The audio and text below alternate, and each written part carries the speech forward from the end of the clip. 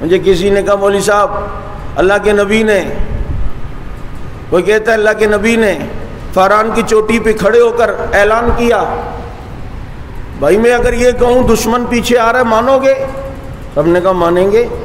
فرمایا اب جو کہتا ہوں وہ بھی سچ ہے، قولوا لا الہ الا اللہ تفلحون، لا الہ الا اللہ پڑھ لو کامیاب ہو جاؤ گے۔ کسی نے پتھر مارا، کسی نے بد دعا دے دی، کسی نے گستاخی کر دی، کسی نے کہا یار ایک بھی ایمان نہیں لایا اس مجمع میں۔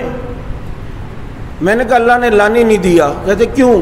میں نے کہا ترتیب خراب ہو جاتی۔ کہتے کیوں ترتیب خراب ہوتی؟ مسئلہ مطلب کیا؟ میں نے کہا ادھر مجمع میں وہ نہیں تھا جس نے سب سے پہلے ایمان لانا تھا، جس نے سب سے پہلے ایمان لانا تھا، جس نے سب سے پہلے کلمہ پڑھنا تھا وہ تھا نہیں۔ اگر کوئی اور پڑھ لیتا تو پھر ابو بکر تو کہتے ہی اسے ہیں کہ صبح کو کرن نکلے پہلی تو بکرا، درخت پہ پہلا پھل آئے تو بکور، لڑکی پہلی دلہن بنے تو باکرہ، جو نبی پر پہلے ایمان لائے وہ ابو بکر۔